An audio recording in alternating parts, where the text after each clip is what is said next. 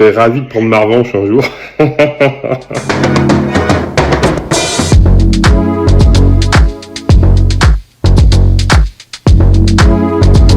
Alors, tout a commencé par un appel de François qui souhaitait faire un jeu sur le Tour de France et qui me demandait si j'avais quelque chose sous la main.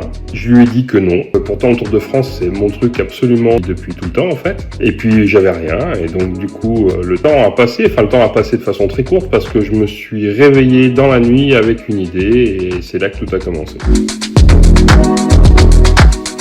Moi, je suis un fan de vélo depuis tout le temps, en fait, depuis que je suis enfant. Je fais actuellement à peu près 7 à 8 000 km par an à vélo. Le mois de juillet est réservé à regarder le Tour de France. La thématique m'a porté. Et puis, tout de suite, le petit système de jeu que j'ai imaginé, je me suis rendu compte à quel point il était addictif. La conception a eu lieu pendant le Covid. Ça nous a amené à y jouer avec ma compagne et sa fille. Tous les midis, on enchaînait 2, 3, 4 parties. On s'amusait énormément à jouer à ce petit jeu.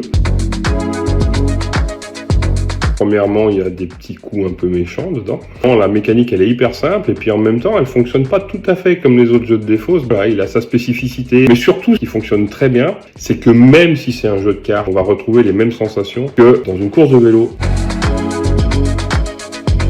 Je suis vraiment ravi que effectivement le jeu 5 ans plus tard continue à vivre. On est quand même aujourd'hui dans un univers ludique dans lequel 3 mois après un jeu est oublié. Donc le fait que 5 ans plus tard le jeu continue à avoir sa vie, ça me fait vraiment plaisir. C'est là où aussi on voit l'apport d'un éditeur qui ne lâche pas son jeu 3, 4, 5, 6 mois plus tard et qui continue année après année à faire des événements. Travailler dans la durée, ça a vraiment un impact important. Pour moi en tant qu'auteur, c'est une vraie chance d'avoir un éditeur qui s'investit dans la durée.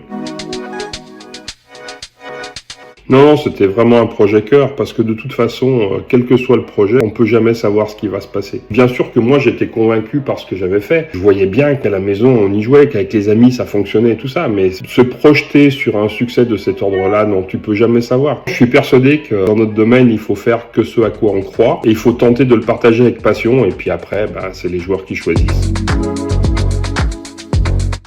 Ah non, j'ai absolument pas fait exprès de perdre. Je suis un joueur compétiteur. Jamais, je ne lâcherai une partie. Si tu as gagné contre moi, c'est que tu l'as mérité. J'ai pas de problème à reconnaître ma défaite. Par contre, je ferai tout pour gagner, dans les règles.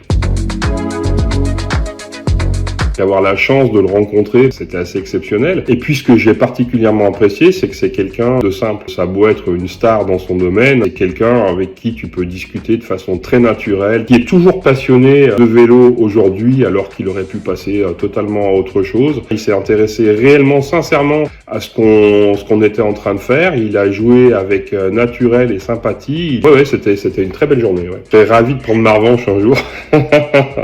Je le défierai pas à vélo parce que je vois ce qu'il fait, inaccessible quoi. Il continue à rouler, mais c'est un monstre quoi.